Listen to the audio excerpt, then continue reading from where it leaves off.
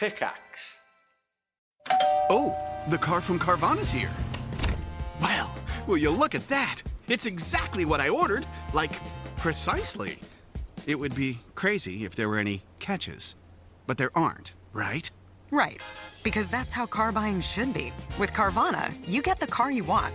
Choose delivery or pickup, and a week to love it or return it. Buy your car today with Carvana. Delivery or pickup fees may apply. Limitations and exclusions may apply. See our 7-day return policy at Carvana.com. Hey everybody, Jasper here. Welcome back to Dungeons and Randomness, Arc 6 Frostbourne. First, big news. For the first time in years, Dungeons and Randomness is opening our doors for a casting call. Details are on our Discord, and a link is in our episode description. There's even a short announcement in the main feed, so scroll on down and take a listen for details. We want new friends like you in the mix for more stories in Nythera. You know you've been waiting for this for a very long time. Get off your butts and shoot us a note. Also, I know you love hearing my dulcet tones with that faint southern twang you can't quite place. So, good news. There's a full hour of me talking straight in our recap of episodes 1 through 20. No breaks, no cuts, just me walking through Frostbourne's biggest moments and worst decisions. Scroll down in the feed right after episode 20 and you'll find it. Perfect for catching up, refreshing your memory, or tricking a friend into finally starting the show. Help us spread the word about DNR. Also, really good news. Jamieson Alcorn, also known as Logrhyn, has fully funded his story Lobstar on Kickstarter in just the first few hours. But he and the folks at Very Big Comics aren't done. Oh no, the first chapter's funded, but the more we pitch in, the deeper the claws go and the more story we get. Lobstar is what happens when a Maine lobsterman becomes the chosen avatar of a lobster god and realizes the real monsters are the ones you find on Wall Street. It's myth, mayhem, and marine biology all rolled into one. Think Captain Planet, but if he worked the docks and had pincers. In any case, we're backing it. You should too. Search Lobstar on Kickstarter or hit the link in our description. Okay, last couple of things. Our friends from Enclave are in the last few days of their latest Kickstarter. It's a diceless, common-sense, immersive TTRPG system. Please get in on the ground floor of Advent, their new edition, and its expansion called Aspirant. If you back it using the link in our episode description, you get a DNR exclusive class. Reminder too, DNR uses Level Up, Advanced 5th Edition from EN Publishing as our gaming system. It takes D&D 5e and ratchets things up a notch or two.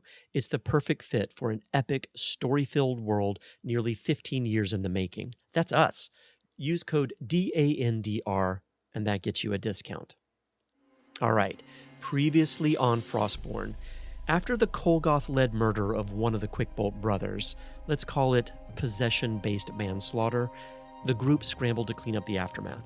Chimera and Nythera erased the evidence the best they could, scrubbing, scheming, and feeding what was left of poor Jesse into the depths of the duergar refinery. Yeah, it's exactly as bad as it sounds. Ruby, without even realizing it, helped cover the trail while Logrhyn kept the guards busy with drinks and small talk. By morning, the slate looked clean. Spiritually filthy, sure, but clean enough to move on and never discuss again. And word spread that a new battle-hardened queen was on her way to take the duergar throne.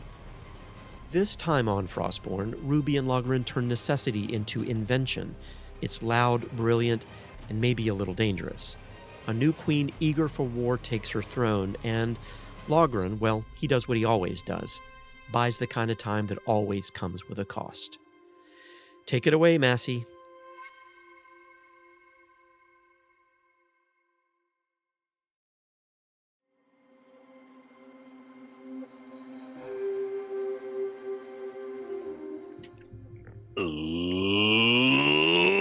Let's do that thing where we go around the table and introduce ourselves. I'm Jason, I'm the Dungeon Master. Going around the table, starting with Ian. Hi, I'm Ian. My pronouns are he, him, any, and I play Chimera, the Tiefling Warlock. And Jasper. Hey everybody, I am Jasper. I am he, him, play Ruby Pettigrew, half-orc, gearslinger, adept. I went down the list. I check boxes. And Susan. Hi, I'm Susan.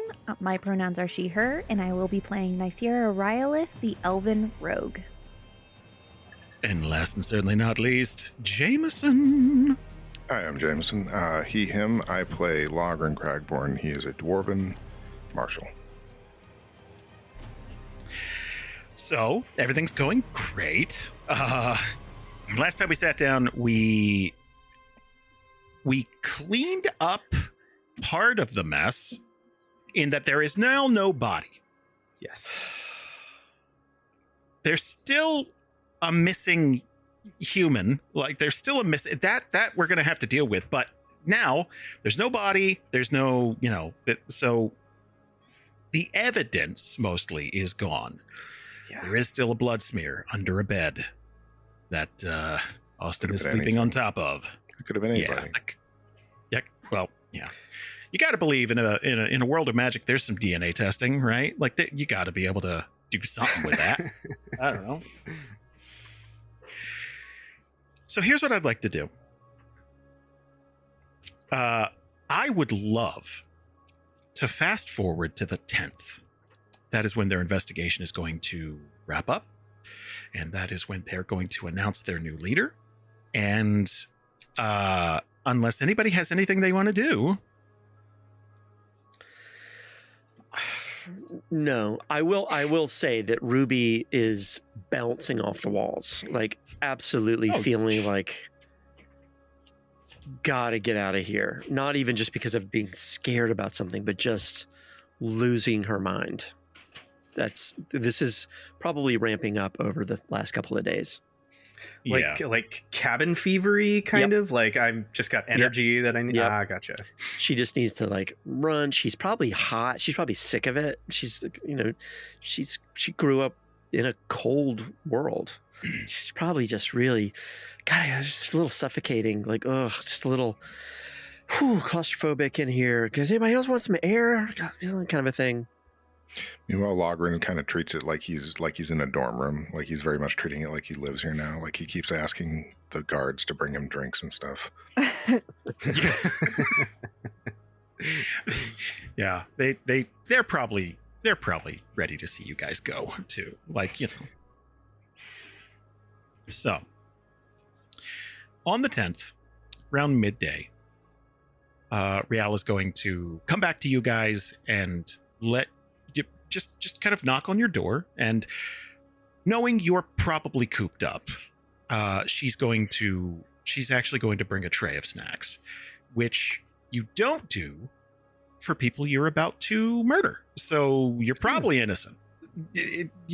Unless they just have it's like, hey, eat up. Like they have a different way of doing things here. Last meal.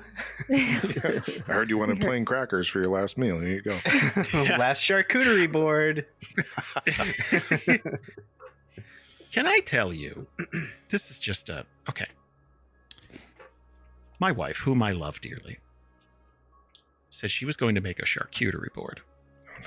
And she took several slices of American cheese and then broke them up like this. And said finito. Hey, that is not no judgment. Okay, thank you. Okay, I thought I was being a snob, but that is missing. Where's the cutery? Well,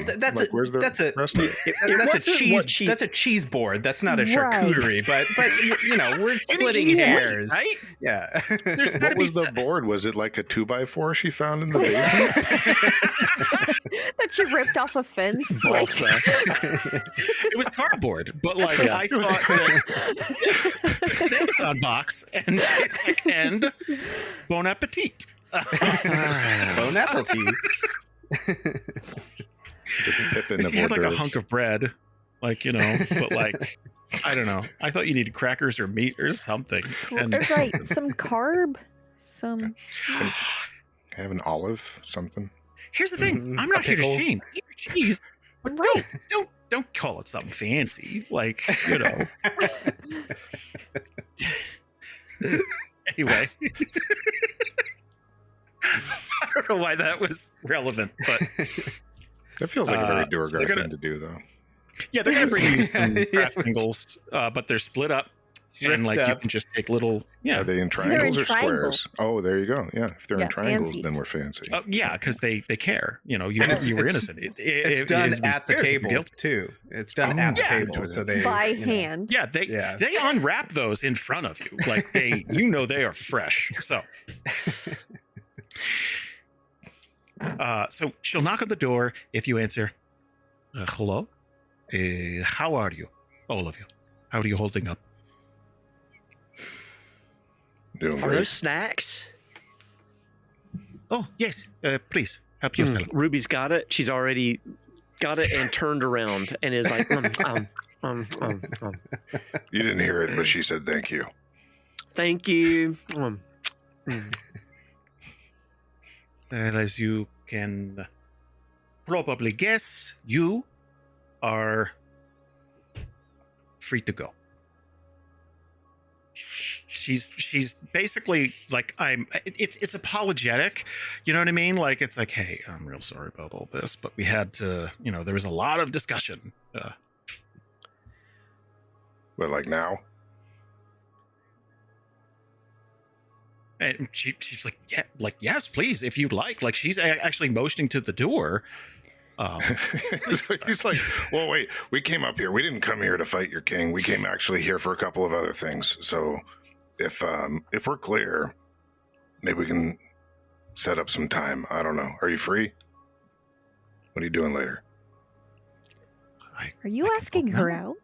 Yeah. No, I It wanna does. talk- It does sound. Oh, No. I'm not saying she's not interested. I mean, No, he's Will they, won't backpedaling hard they? now. Yeah. No, wait a minute. No, business. We had to do business. We came here for business. Oh, so you are interested. Okay. Nythera has, in the time of knowing Logrhyn, seen him stare daggers many times. But this is perhaps the greatest of those times. His eyes are like complete circles as he turns around and looks at her. So Nythera's probably a little cooped up too, and this is just finally some entertainment. Mm-hmm. Yep. Oh, Ruby's right next to Chimera with the snacks like popcorn. Yeah. Just like yeah, like we're just like yeah. Oh, so you don't want me to interfere. Got it. And then she'll lean against the wall. We're here for adamantite. You know what? The metal. We want the metal. Sorry, he's flustered. I am now. Yes, I'm a little bit. This could just be Dwarven Riz. Like, I don't know. Like, this could just be how, you know what I mean? This Because could now be he the is game. a little like his cheeks are a little rosy. Like he's a little bit like, God damn, how did this happen? she'll smile and like she'll kind of steer the conversation back to get you away from this, like as a courtesy. She's rescuing me. Okay. Yeah. Obviously, we did not want to keep you here this long, but there was much discussion to be had.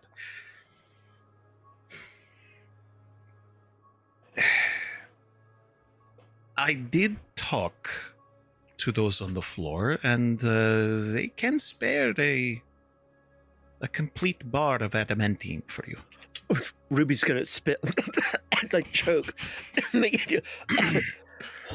She grab Logryn's shoulder, like just kind of like just waiting for something else to be said. Like, is that?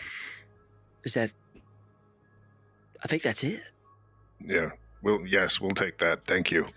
yes, and some of the exhaust as well. Is that No. for you to take? The three of us are shaking our heads. No. Yeah. Chimera shaking his head yes. I was actually asked to speak with you. That is poison. You know this, right? Oh yeah, just like alcohol. No. Well, she's like quickly. It's like no. Way worse. Like, do you know how many brain cells you killed? Like in one huff. I'm aware. Yes. And she'll just kind of just like move on by. Well, it's one of the 8-foot bars. We'll get it ready, and you can take it with you. It's quite heavy, though, I'm afraid. You can handle transport, I imagine. Yeah, we got a sled. It'll be all right. Who did it end up being, if you don't mind me asking? Who's now in charge? Well, we're sending away for her now. Okay, you can kind of see by the look on her face that, like, she's a little torn about it. Actually, give me an insight check. Give me. You got it. Skills. I want to insight too. Yeah, anybody can take a stab at it. Ooh. Oh, Jesus God. Nope. Okay. She's really into Logrhyn. That's all I'm getting. Oh, Yep. did I get a With that 5? crit? Yeah, that's 28, baby. Oh, I got way lower. Ooh.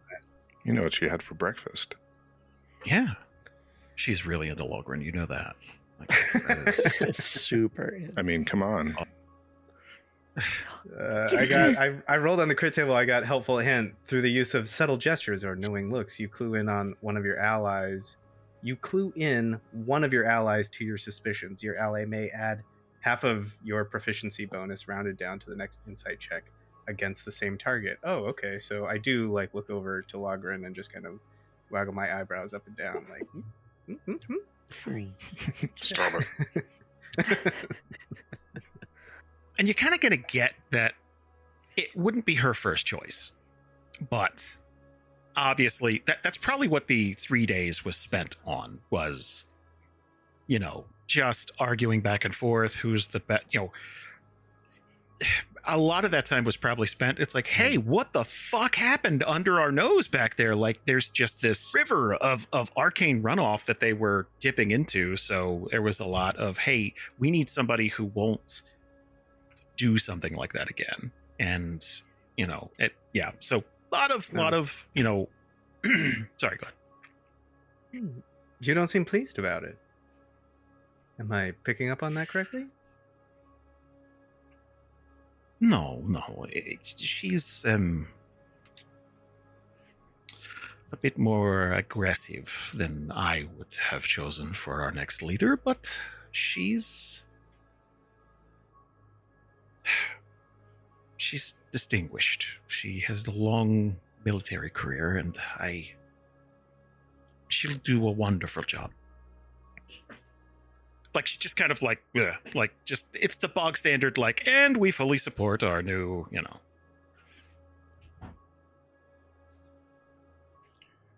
When's she going to be here?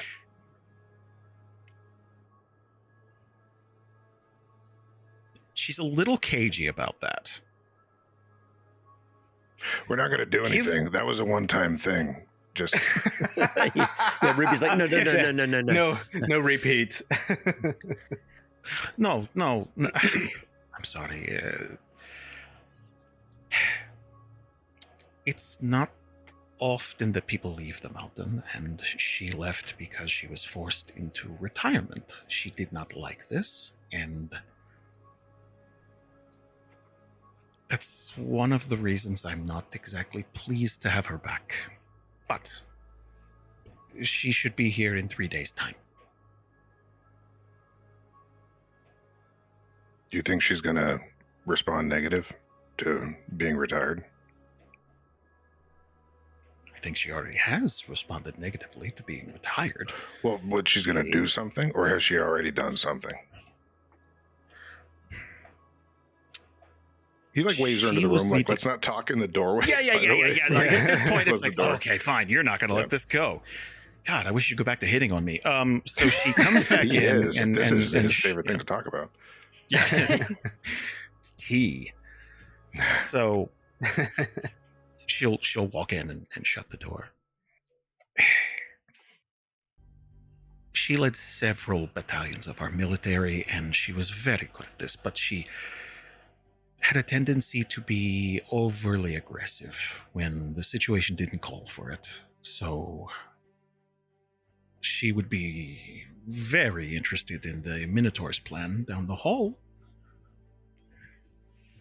Oh, that plan's canceled. We called that off. We're going to have a whole new thing. The plan's changed. That's what I wanted to talk to her about. Thank the gods. Okay, well, what is your plan? It's complicated.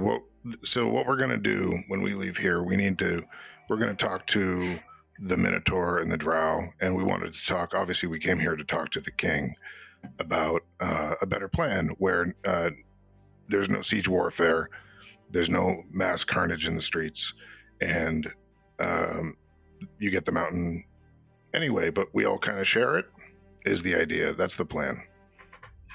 It's more complicated than that. I'm just trying to give you the gist.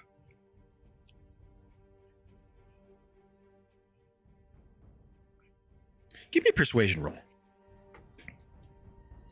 Can I assist? Yeah, actually, yeah.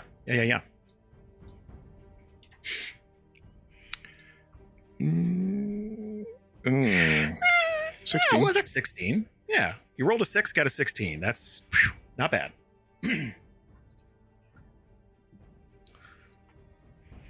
She's so you can see on her face, it's like kind of scrunching up her face. Oh, it is a bit more beating around the bush, but less violent for sure. Yeah, I mean, it'll take a little bit of time. I'll be honest. We had this plan before we got here, and then we found out about the other plan, and I think this one is going to do better. I'm a little bit worried about the aggressive new queen, though.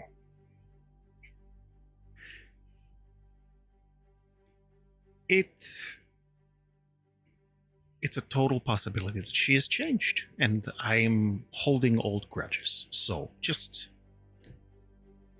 could you write out this plan, and I could pitch it to her when she arrives? It might be a little better than the people who slayed our last king. She has a point. What if rather than writing it down, we just have a more casual meeting about it? I mean, we can maybe give you something that you can take to her as a mark of good faith, and we can sit down all together for like brunch or something. Yeah, I do like brunch. 3 days though. She's like, ugh.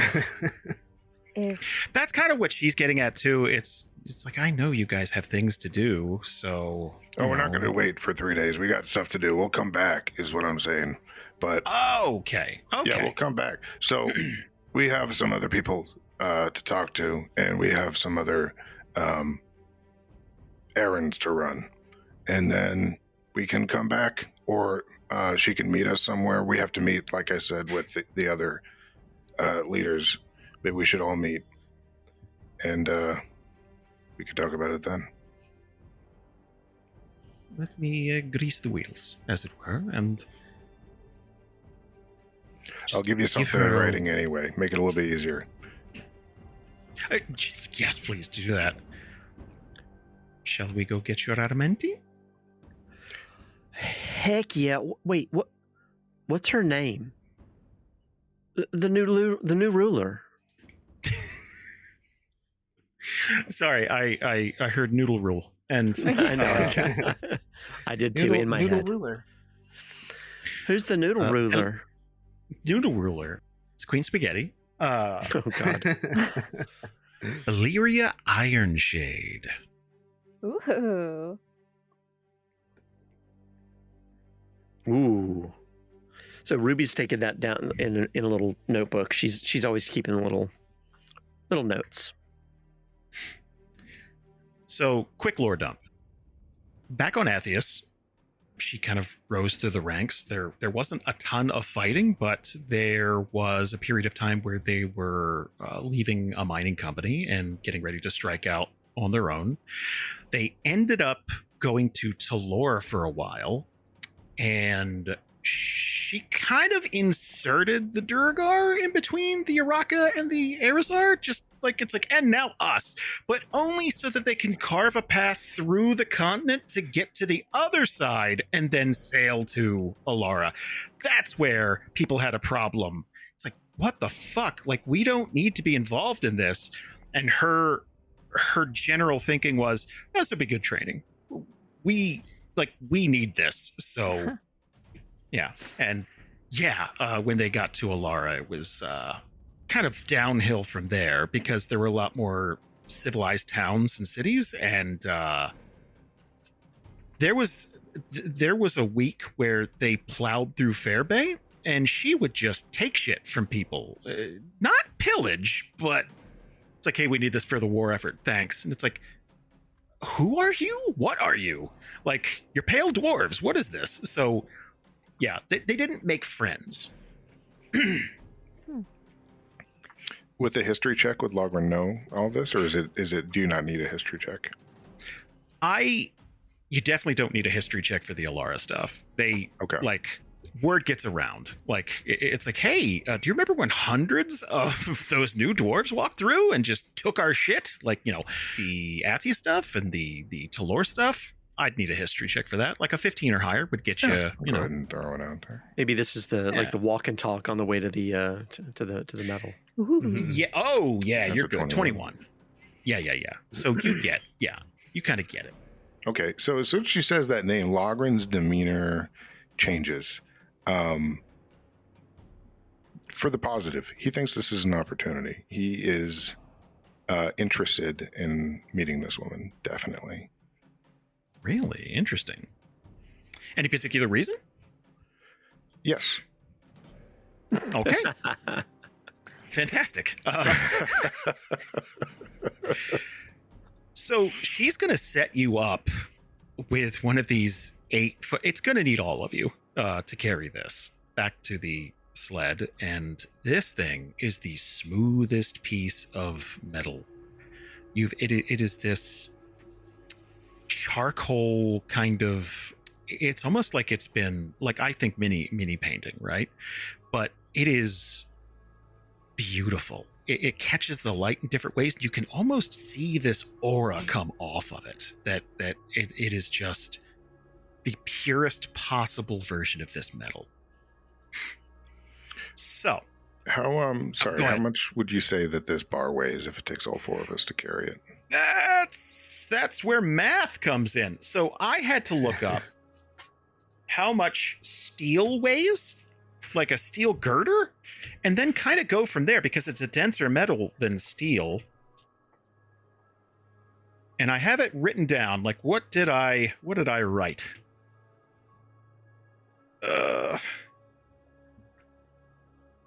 Okay. So this weighs close to 900 pounds. Well, So 900 pounds, we can't put that on the sled. The sled won't go. We're going to need to hire, like, do they have like mules and something, or a cart or something we can use? Ooh, like at Home Depot? Like you're just taking it out to the car? Like, Well, no, we can buy a pair of mules and a cart. About time we got one anyway. Like, I thought you were calling them mules to take it. No. I thought you were just being really disrespectful. Okay, got You it. got a couple of your best mules. Well, you Too are bad due some followers or something, aren't you? Yeah. Too That's bad true, those I do whites got a aren't there at the entrance. So. Yeah.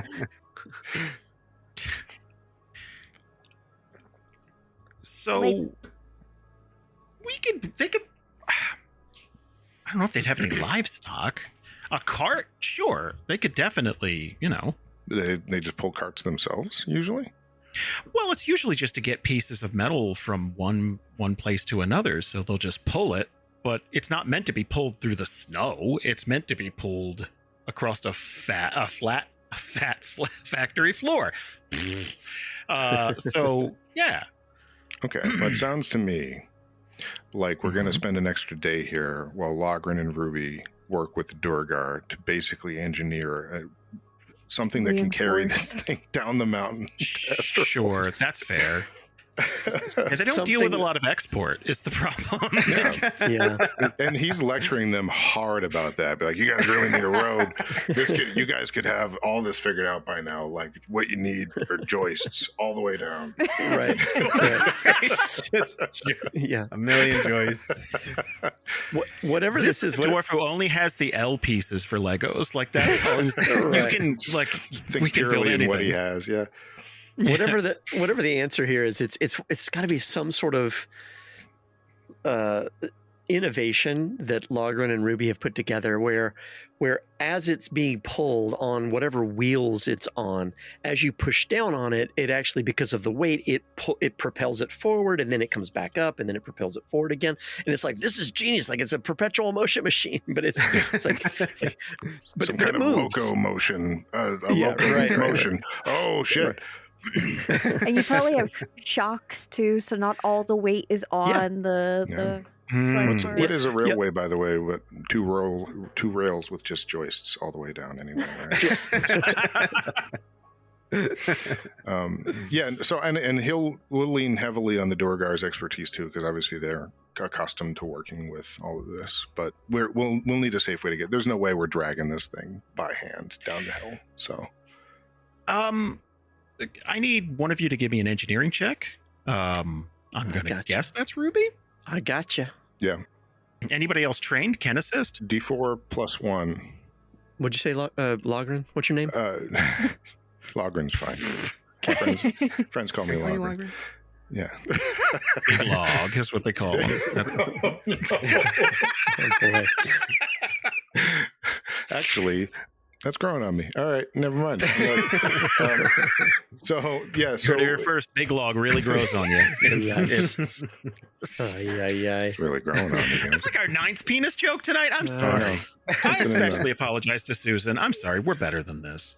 No, not Are you? really. Well, Hey, she showed us the cloud. It was her fault.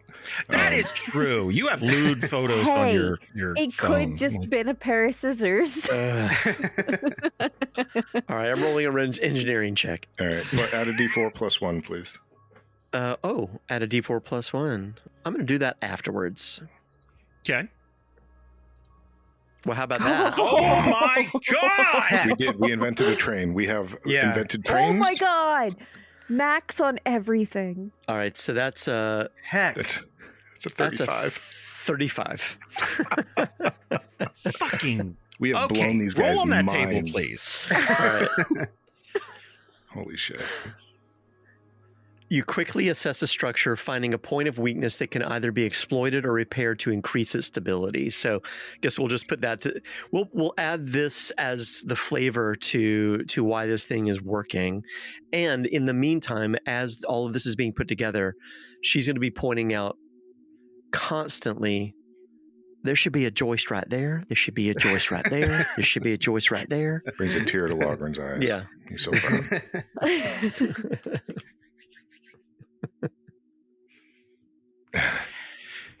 If you guys are comfortable spending a week here,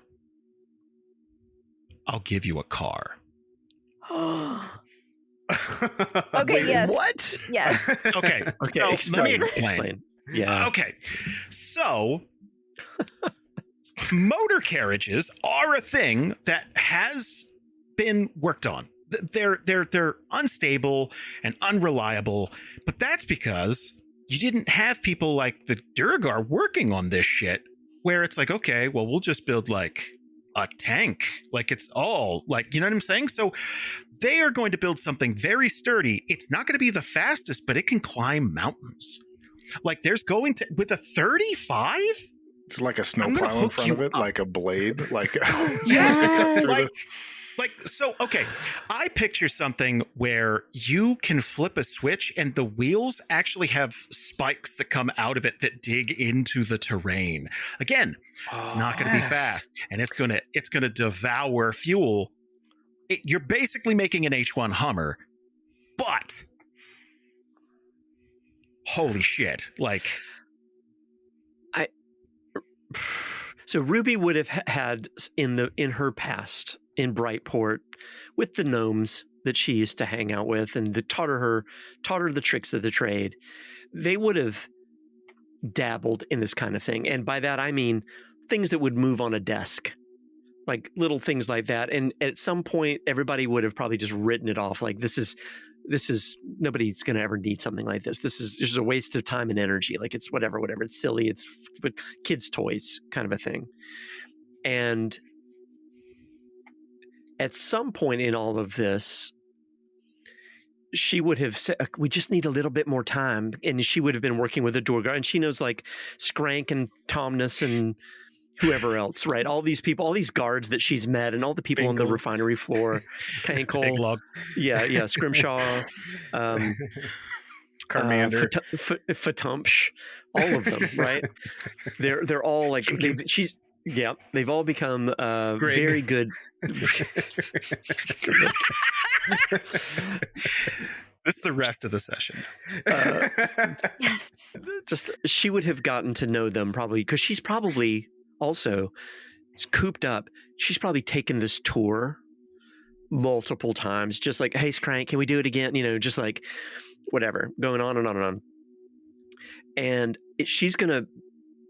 they're going to be working on this for as long as they can, Logrhyn and Ruby, and she's going to have ideas. She's going to be thinking about the stuff the gnomes taught her and things that she's been working on and stuff with the Velocispring boots. And she's putting all these things together. She's got the whole meme with all the numbers around her face, you know, like, and it's going to get late and she's going to say, can we I just need one more day. And this is going to happen a couple of times. Mm-hmm. And then another time. And at some point, it's just a matter of whether or not Logryn's like, yeah, fine, this is going somewhere, or no, this not. is absolutely going somewhere. Logrhyn is going to allow it for sure. And during the whole time, like, he'll be talking to the duergar, he'll be talking to our group, making sure that everybody's, you know, copacetic with the plan. He's going to want to talk to Brax and not Jesse. Which one's dead? Austin. Oh. He does that at least once. Be like, Jesse, Austin. Oh. Wait, no, I want to roll because that's a big mistake to make. If he actually does that, let me make a wisdom check. And this is a whole conversation. It's like, what's that? What's going on there with that? Yeah. And also with Brax, like, Oh, we'll get to it. yeah, Oh, I'm yeah. sure. All right, 16 wisdom 16 save. me. I want to say I don't put my foot in my mouth that bad. But Thank God. Okay. he stops Yeah. himself. Yeah. But yeah, so that's a conversation too. If we're staying a week, are they staying with us? Because like Brax knows that he's a part of this as far as like us talking with the larger conspirators now, right? So is he not hanging around for it? Is Austin hanging around for it? Mhm. All that. All right, let's tackle the car first. And so this is the first vehicle of its kind in Nythera. Now, there have been, semi-motorized vehicles, most of which are predominantly made of wood, like a reinforced treated wood with some mechanical parts and kind of fueled by magic. And what's fascinating is you're dealing with a people who they're basically the Germans, right? Like they are all about precision and organization and getting the most out of things. They're dwarven craftsmanship, but mostly with metals and magically infused. So you're getting like this adamantine skeleton of a vehicle, and then they slowly build less heavy metals on top of it. So it is a freezing vehicle in the cold that you'll be mostly protected inside. And it's powered by something called a forge core. Forge cores are basically backup generators for the forge. If the flame goes out for some reason, these can be used in a contained environment. It's like uranium almost for them. So it outputs this extreme amount of heat that powers this vehicle, but it's encased, so it won't destroy you. You know what I mean? But you're basically sitting on top of this forge core. and it has to be recharged every once in a while, which takes a ton of magic, and it's going to be expensive, but we don't have charge stations yet. We're going to have to figure out some sort of, economy for that and ecosystem. But this is a vehicle that is warm inside. You got to give it a few minutes to heat up, but once it does, the hotter it gets, the faster it gets, and the more it can barrel through. It's up to you how hard you want to push it, but since there's never been any testing, there are no safety standards, there's no seat belts, there's no nothing. There's going to be things we figure out along the way. But this is one mean piece of tech. You have just created something that, like, you stand back and go, oh, I think we changed the game here a little bit. Yeah. So so at some point, Ruby's, by the way, hyper focused on this, probably hasn't slept the whole week, except for whenever she just passed out literally on the workroom floor. She's got grease everywhere. This is like Kaylee Firefly. Like, this is just like nonstop, right?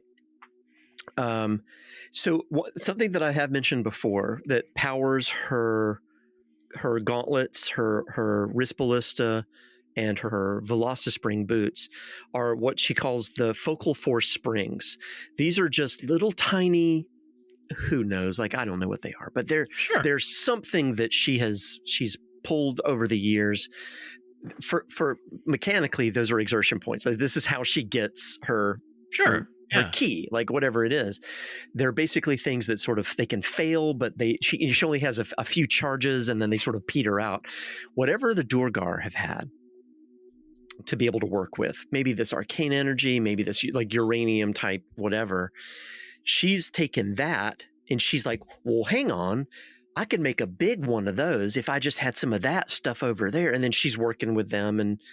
And so this is like so that you called it a forge core, makes a lot of sense for her to be like, okay, well, these are my focal force springs, but that's a forge core.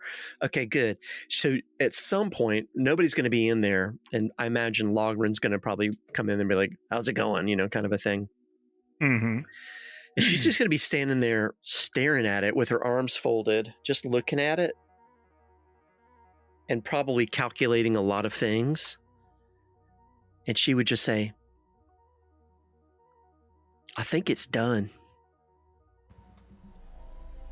Hey folks, Jasper here. Sorry to interrupt everything. Listen, we want to connect with you. If you like what we do here, please consider joining our community on our Discord server. And if you want even more, please think about joining the DNR Patreon at patreon.com/DANDR. There, you'll get behind-the-scenes looks, bonus games, Patreon groups with Jason and Bree at higher tiers, and so much more. There's even some big surprises coming down the path.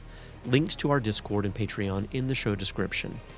Now, just a couple of words from our sponsors, and then back to the show.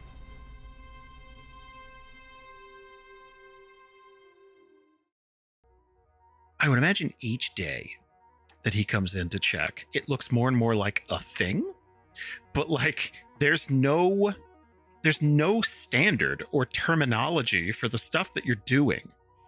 Like, the first person to like see a car, it's like, that's witchcraft, right? That's got to be, I mean, I imagine weird. It feels like the first ironclad after nothing but wooden sailing ships. You know what I mean? Like the first steam-powered iron hull that shouldn't be able to float but does because science, all that sort of thing. Yeah, that's what it feels like, because that's what happened, right? Like, they invented the ironclad, and navies around the world were like, oh shit, that changes everything. Like, and I feel like that's kind of what happened here, right? For sure. The one thing Logrhyn does in between talking to people, because he is making sure like the duergar are happy, our party is happy, Brax and not Jesse. Austin. I keep wanting to call him Isaac not for some reason. You're just call him not Jesse. Hey, not Jesse. He's dead. I'm. He's dead. No, he's not. He left. I'm so sorry. So he's in between talking to people, though. He is going to not so much try to assist, because Ruby's basically in a flow state for a week, but he is going to come in and document, and he'll probably put Chimera and Nythera on this too to help. He wants basically schematics because he wants to be able to replicate it, basically. Because if this whole mountain thing doesn't work out, we can start a business. Ruby has tons of notes and sketches and diagrams. The only problem is that it's not organized. It would be like a stack. It would be like taking a 1,000-page book and all the pages are in the wrong order and you got to figure it all out. The words are there. Yeah, so that's a little bit of what we do is we're going to try to organize this and collate it into not instructions per se, but schematics, you know. And yeah, you best believe the duergar are doing the same thing. And it is, I'm sure once it's completed, it's like, oh man, we could have did this. And I bet that, but again, all this has to be tested. There's no, like, they build this and it's like, I don't know what this is going to do. Like, in theory, it should do this, this, and this. It feels like one of those things where eventually, like, more and more of them are coming to see, like, it's the word's getting out that this thing is being made, you know. Do you see that shit Scrack was working on? And then, like, they're gonna like come. It's like, no, what? And then they go check it out. It's like, that's neat. So that's where I would be right there. Chimera and Nythera could be here. You would stand here, sort of overlooking everything. I call her the gear heart.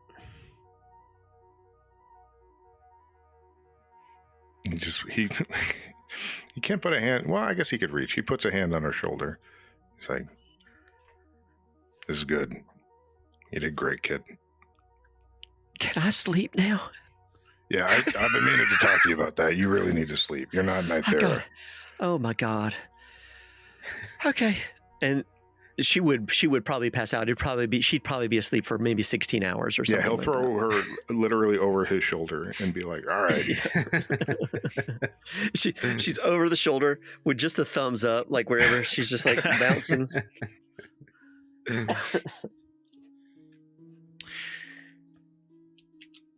I just rolled for something. And there's one addition I think the duergar would make, because it's something that helps power their forge, but it's like, okay, so what if you guys get stranded somewhere? All right. So one of those forge cores can keep you going for quite a while, depending on how hard you push this bad boy and how, because on the bottom of it, almost think a steamroller. The way the wheels are, they're not that long, but they're kind of like big chunky wheels that stick to the ground, and then they're meant to kind of plow through stuff. That's exactly what I was thinking. Right. And they've kind of attached a thing. Think solar charging. So this thing seeps magical energy out of the ground, because there is some inherent magic in everything. But the further you are away from populated areas or areas where there isn't a lot of magical energy, the longer it takes. So you might be sitting there at a diner for a while watching that little percentage meter tick up. But like, what if we park in front of that Feywild gate? Yeah. That's a damn good floating spot. by morning. Yeah. Oh my God. Yeah. And I imagine too, sort of bringing it back to Ruby, sorry for a second, so her focal force springs that she powers up her stuff with, she's got this sort of intuitive knowledge about how they can power down, they run out, but then they can power back up. Like, she's got some sense of that. So, and I guess all I'm saying is none of this would be out of bounds. Like, all of this is like, she would have thought, how can we recharge it? Because these recharge and this is how, blah, blah, blah. I don't know. It would have been a part of the conversation. So that's awesome. Yeah, Logrhyn would have expressed a lot of concerns, be like, "I don't want to get stuck in the middle of nowhere with this. We can't move it if it runs out." So there's also the main concern, which is never let anything happen to that container that might allow the forge core to not be contained, because you will all burn alive in a second. Like, you'll just be gone, vaporized. The unleashing of that much energy in, I hope that's encased in adamantite. That's where the skeleton started, where it's like, look, if we're going to use this, then all right, let's use the strongest metal we have. Now it's real fucking heavy. All right. Now they're trying to like figure out, So that's probably the first couple of days. It's like, well, we can make it go, but what is Can we it? make it not kill us? What are we doing? At what cost? Yeah. Yeah. And I think that they're so okay. To replicate a vehicle like this right now, it would cost a couple of 100,000 gold. It's like building your own Lamborghini. But that's because it's like you can't just go buy a forge core for the most part. You have to you'd either have to go to Stone Sunder or right here, and like they're not exactly giving them away. Then it's adamantine, which is one of the rarest metals on the planet. Then it's having somebody who can actually build the thing and shape parts for it. You can't go buy. It's like, I need a gasket for it. It doesn't exist. So like, you have the knowledge now, but this was lightning in a bottle. Like this is a moment of the right people at the right time with the right downtime, with the right role, with the right experience and the right whatever sort of, and the reason to do it, which was, we got to move this big, huge ingot. Well, hell, let's just build something around it that moves it. Necessity, the mother of invention. Right. So I'd imagine the ingot actually just slides into, like, it just fills the chamber into the thing. It's like, yeah, sure. Yeah. Look, it holds one ingot, and Logryn's like, this feels overkill. I don't know. Yeah. I wanted a wooden cart. Well, the problem is, if it were like steel or iron, that'd be different. But already you're up to 900 pounds, just one ingot. And so. I want to see some art of this. I think we all need to sit down and like, what are we all imagining here? Like, what? Yeah, this is very different, I'm sure. Yeah. It is a little Flintstones, yeah. So yeah. I guess the upside of us being here for a week doing this, it means we're still here when That's right. Yeah. So okay, a few things are going to happen during this week, and this is where, so she's going to get here on the 14th, not the 13th, and there's a big welcoming ceremony, and like Ruby might hear a little stuff. It's like people are being noisy, why? But like not, pretty much focusing it out, up. Right? And there's this ceremony to swear her in, and this is the first queen they've had in quite a long time. So, that's another thing. So I don't know if you're waiting to talk to her until your car's done or, but the other thing that's going to happen is Austin is going to get arrested at a certain point because Jesse never comes back, and he's starting to think that something happened and they're just not telling him. So each day he gets progressively more aggressive about it.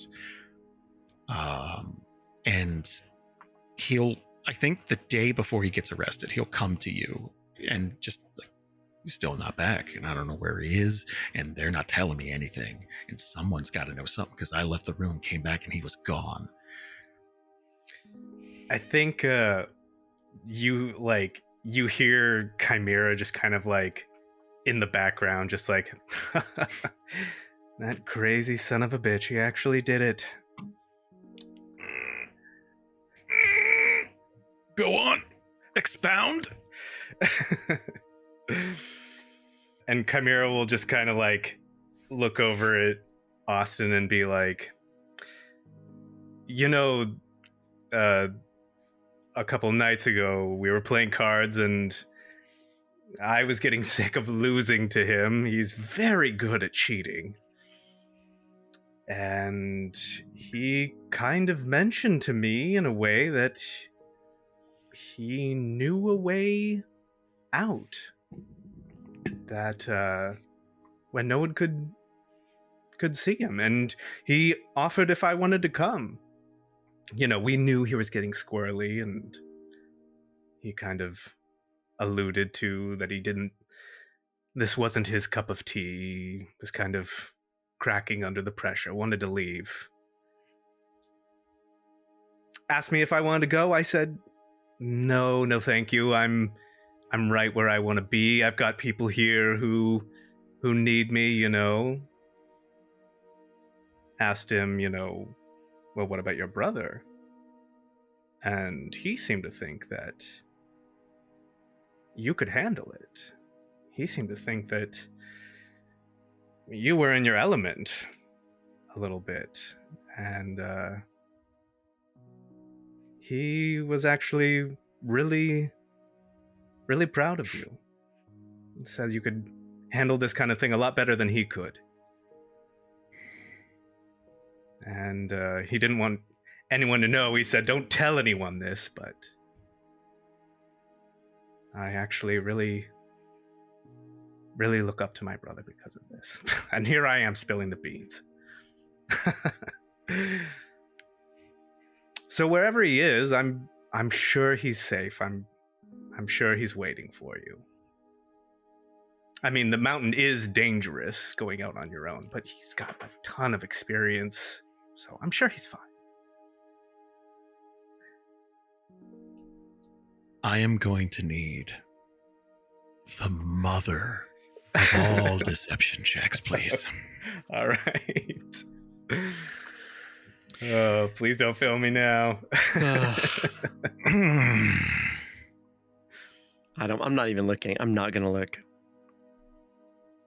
Oh my god. How about 27? Is that better or worse for everyone? I don't know. I think the tension in the room as Chimera starts to tell this tale and It just keeps continues to going. tell the tale and adds more detail and more information. I think the tension in the room is so thick, and everybody just kind of looks at not Jesse. And Chimera's like walking around the room because he picks, like, this is the thing he picks up on immediately, and it is not helping. So he's like walking around the room and like slapping Ruby on the back and just like massaging her a little bit, and like coming over to Logrhyn and just like giving him a little shoulder pat, and just kind of like trying to like ease things up as he tells all this. And I think he ends right in front of Austin. All right.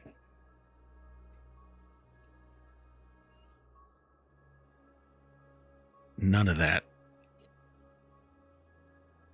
sounds like Jesse. I've never heard him say anything like striking out on his own, or the diplomacy wasn't for him. But there's going to be a moment where he kind of tenses up, and then he's looking at you. I don't have any reason to believe you lie to me, though. So you definitely could have said something the last week. I've been walking around here looking for him, and you knew he was gone. Did he say where he was going? To me? No. He just said he needed to get out of here. I don't know what it is that he told me all of this. Maybe I just have that kind of face, and maybe the heart confesses what it can't to the people that it cares about. Well, his insight ain't beating your 27, even though he rolled a 17. But I do think there'd be a moment. You said he asked if you want to go with him. He didn't tell you where? Not where. He just asked me if I wanted to get out of here.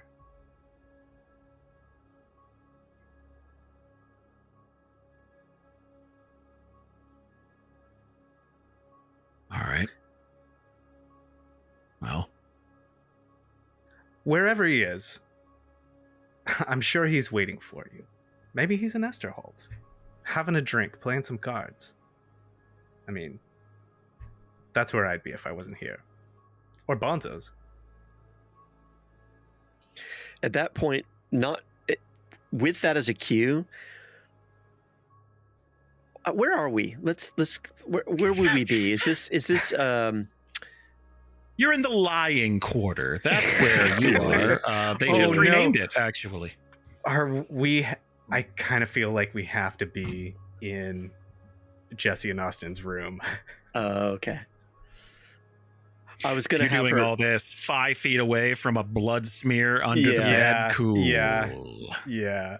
Probably sitting on that. Somebody's sitting on that bed, so it can't be moved. Nythera's just like sitting on it. I was gonna have Ruby, if she were working on something mechanical, to drop her toolbox or something like that, to sort of distract everything at that point when Bonzo's was mentioned. But that's not going to happen here. Or it would be really out of place if she had a toolbox that she just slammed on the ground. I don't know. I'm sorry. So never mind. But she will. Maybe she would cough at Bonzo's. It's a Pavlovian response now. Yeah, it is. She just starts salivating. It's crazy. So then he won't blame the duergar, but he's just gonna start packing up. Like there's no reason for him to be here, and now he's behind. He needs to find out where Jesse went. What the fuck? Why did he just split? He didn't leave a note. No, nothing. And that has never happened before, ever. So, yeah, no, he's a bit panicked, packing everything up, getting ready to just leave now. We'll check in with you later in Esterhold. Mm-hmm. You get barely a grunt. I can't even think about that now. Whatever your plan was, I don't even, I can't think about money. I can't think about any of that. And he's going to leave. He's just going to pack up and get out. Yeah, he definitely didn't stop for the second half of his pay. So there is something that he's going to kind of internally note. So that Jesse didn't take his things. There are things in the room that Jesse put away that he didn't take with him. And that's going to be, it again, he has no reason to think that you would lie to him, but at the same time, someone is not telling him the truth. Someone somewhere. So, yeah, he's going to hoof it. He's gone on the 14th. Question. Does he leave Jesse's stuff, or does he take it with him? No, this was a thing he probably found in the room a day or so ago, just looking around. It's okay, so he didn't come back, and some of his things are missing, but it's okay, here's his favorite deck of cards. They're just in this drawer. Here's, there's little things that he's just gonna, it's every time it's superstitious stuff. That's what you do when you unpack. And it's stuff that he knows he would not leave this behind unless he were threatened, maybe, or he was afraid of something or whatever. There was a point where he was hey, we should just pin everything on them. Maybe he got real paranoid about something, but again, it's just very out of character. So, yeah. And then the 17th of Duelin is when they are going to finish the car. And Rhyel would have told the new queen about this plan, at least the vagaries of it. Hey, that they're interested in this, and this. They would like to meet with you if possible, considering you're still here. So it's going to be, Rhyel would come to you at one point. It's hey, if you're interested in meeting, there's an opening. Feel free. Go right ahead. But now, if you want more time, we can go now. She's yeah, come with me. Yeah, I'll take you there now. Oh shit! All right, guys, we're meeting the queen. Come on. You're muted, Susan. Should we grab Ruby or leave her to the project?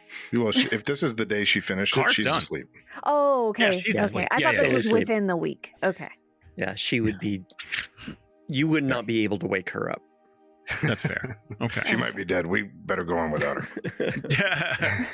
Just check really quick. Still being There's a lot of snoring. fogging mirror. Okay, yeah, good. Yeah. A lot of snoring. Put a blanket. Tons. Put a blanket up over. Glass of water. Yep. Mhm. So when you get here into, Oh, and we want to bring Brax with us too. Sorry, I just want to have him. With Oh, us yeah. too. Okay. Yeah. Brax has just been like bored out of his fucking mind, right? Like, he's,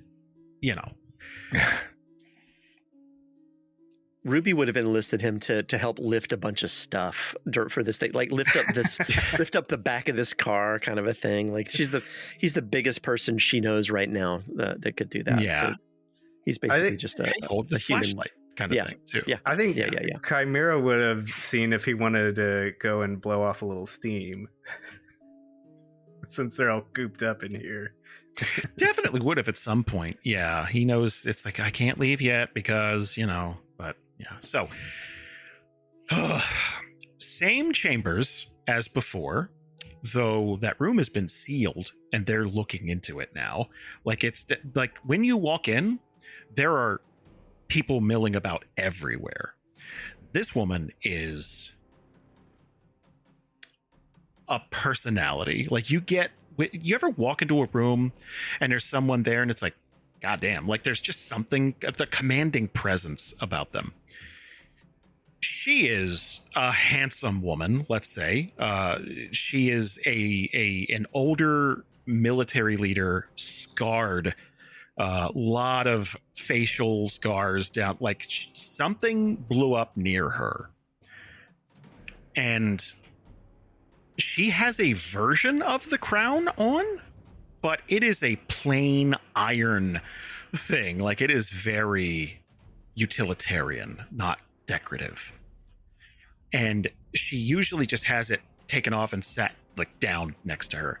And when you walk in, they're looking at a table that represents the entirety of the mountain, and they're pointing to different things that's like, this is wasteful, we don't need this, we should take this. And but like you're going to be shocked, she has more in her mind, more of a focus on strengthening the military side of things and protecting what they have. And then she's very interested in speaking with Logrhyn and the group here.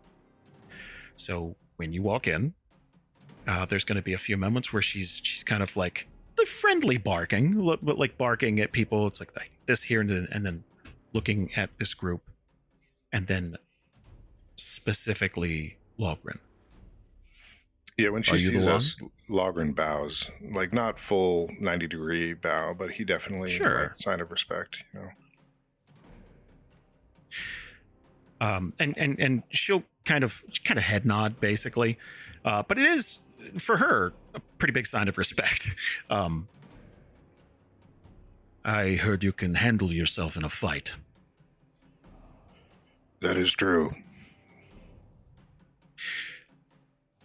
My predecessor was a weak man, it turns out. And you won't have that problem with me. What is it you wanted to discuss? Well, we came here with one thing in mind, but as you can tell, things have kind of changed over the last few days. So we're hoping you can be as flexible as we've been able to be. And I think that we'll be able to determine that we have a lot of the same goals. She's not even going to speak. She's just going to be like, keep going, like that, like a finger motion, like, come on, time is money, all let's right. go. Okay, so we found out on the way up here from our friend Brax that there is a movement being made to take Stone Sunder back. We've been doing something similar, and we think that there's a way to do it. We know that there's a way to do it that's going to be a lot more bloodless and a lot smoother, and will save our strength for bigger fights to come. Because I have no doubt I know your story. I know that you could take that mountain probably in a week. I have no doubt about that. I'm here to ask you not to. Because I have something better.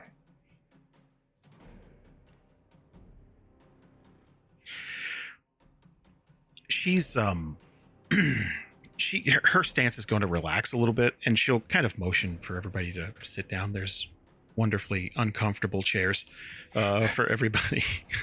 Concrete. They're not beanbag brutalist. people, you know. They're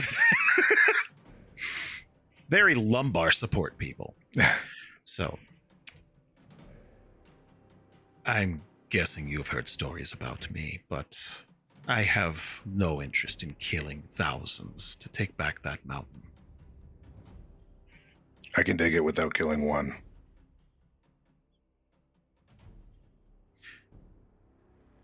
Answer me this question before we go any further. I have a reputation with my people for being crass and uncaring, when all I've ever wanted to do was strengthen our position on this continent.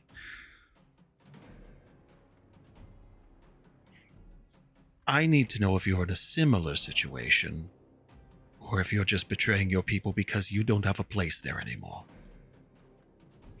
Oh, I'm not betraying my people. They've been betrayed. I'm here to correct that. The Stone Sunders betrayed everybody, not just your people, not just my family. The Minotaur, the Drow, the rest of the mountain. I could take it from them and from the people who took it from them.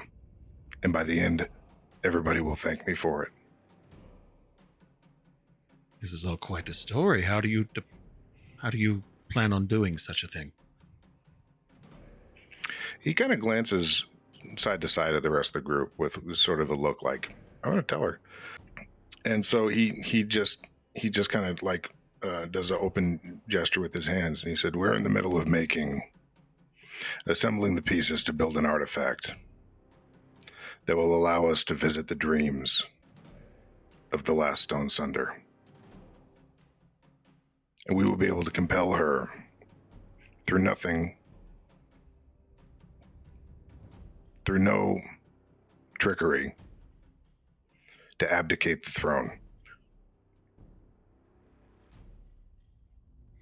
This would be the comified child. Exactly. She's in a position where only we can get to her, but only if we can create the item we need to create. And only if we can actually get ourselves into her chamber. And I have a plan for all of this, and it will take time. And my concern is that a military action, while very effective and satisfying. Sure, yeah. But again, let's put a pin in that, because I'm not telling you not to attack anybody. And what would you have us do during this distractionary period? Do you know the Brugal? She's gonna nod, like not personally. We've definitely been keeping tabs. We've met them. Nice people, in a way. Doubtful, but go on. They're going to be an important part of this plan. I think with your support. The last I heard, they were all sickly and weak. There's something else we're going to fix. You have quite the to-do list. You're going to cure illness within a race, create artifacts. I'm guessing that's why you needed our metal. Mm-hmm. What is your timetable for all of these miracles? I'm asking for 4 months.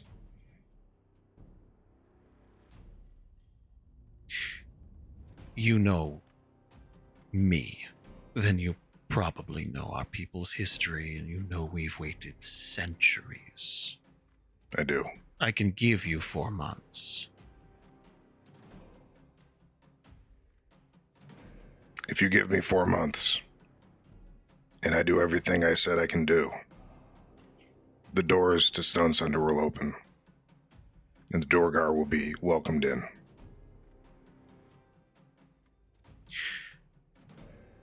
She's going to reach for this goblet, and you're going to be able to smell it is straight liquor. Like, no wine, no nothing, and just, like, bang it back, like, drain the glass. You know that will put us right in the middle of the harshest portion of winter.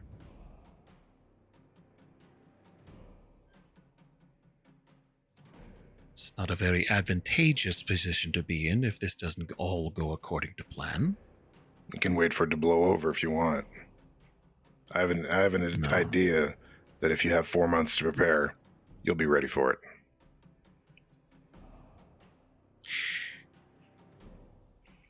Your friend, the half-orc,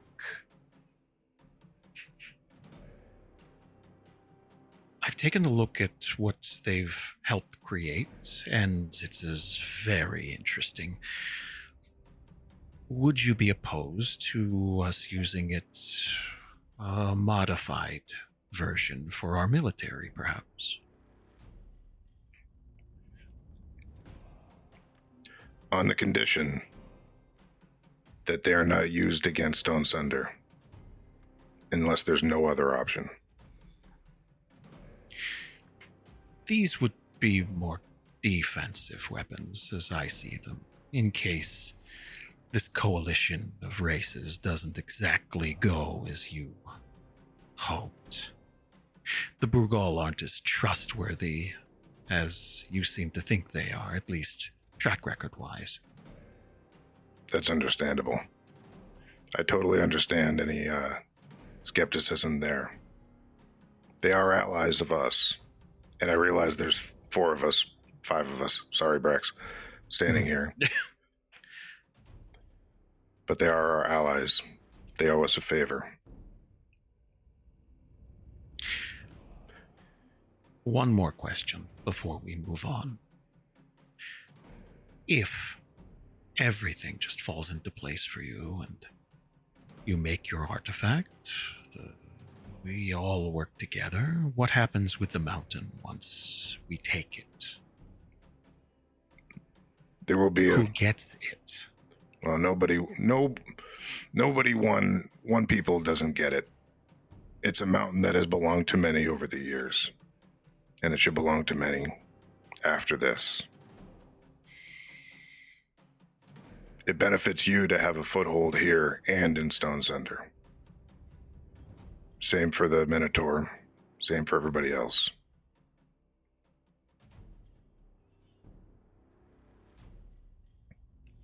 The people who live there now have been limited by being exclusive, by inviting in more.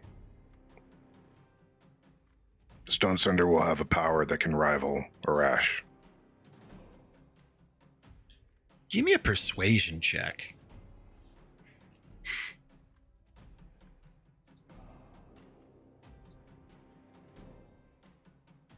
Oof. 21. 21? There was a time where I would have disagreed quite thoroughly with you, but I've seen firsthand the benefits of working with outsiders with certain things, even just this week. So, I can agree to this. I'll give you 4 months. And if we don't hear from you in 5, then we'll take matters into our own hands. Is that agreeable to you? That is agreeable. You will hear from me one way or another in 4 months. And I will offer you the designs for the Gearheart as a gift. The what? The car, the thing we made. That name needs work. You can call it something else. I don't. She's asleep. She doesn't have an opinion. It's just a little touchy-feely for me, but... Sure, you can call it the box with wheels. I don't care. We'll give you the designs. She is very much someone on a timetable, and she's going to stand up immediately. All right, it is agreed. And she's going to reach out her hand to shake. Yeah, he'll stand up and he'll step across and shake her hand. You have quite the to-do list, and you have transportation. You're welcome to leave whenever you want, unless there's anything else. And she's kind of getting to the point where it's like, please don't let there be anything else. Like, I'm kind of like, I got shit. Yeah. No, you're busy. We'll get out of your way. Thank you so much. You'll be hearing again from us soon. Good luck, Logrhyn.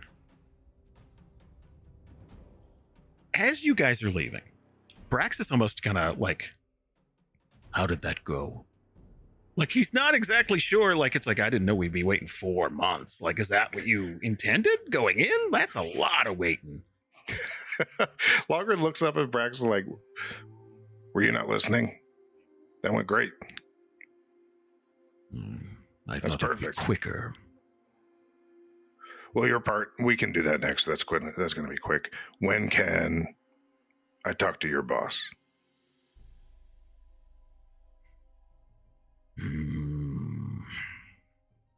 I'm going to guess you don't wish to go east. If it could be avoided. I can have him meet you in Esterholt. It'll just take a week or so. What about the drow? I can't speak for them, but they seem to be everywhere. I don't think it'll be a problem to have them meet in Esterholt. See what you can do, and we'll pull strings on our end. Hey, you want to ride home? For a minute time.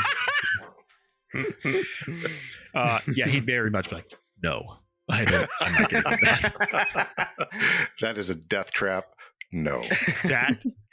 That is steel wrapped around a nuke. I don't want any fucking part of that. This is coming from a guy who, if I remember, holds a loose cannon, literally, and lets it explode in his hands.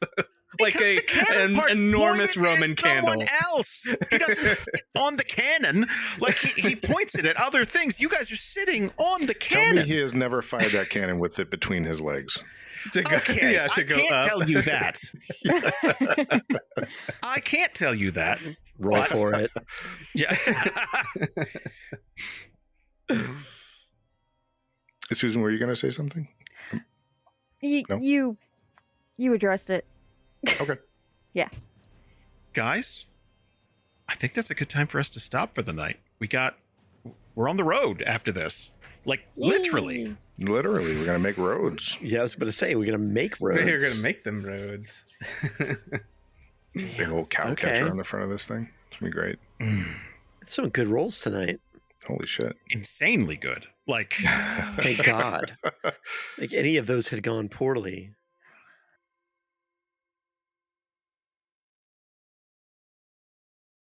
In a world where board games rule the planet. Walker, this is for So Very Wrong About Games, not a thriller from the 90s. Here at So Very Wrong About Games, we value your time. We get to the point, we give you a critical analysis of games and tell you which games are worth checking out. Things we value: rigor, your time, Gibbons, buzzwords.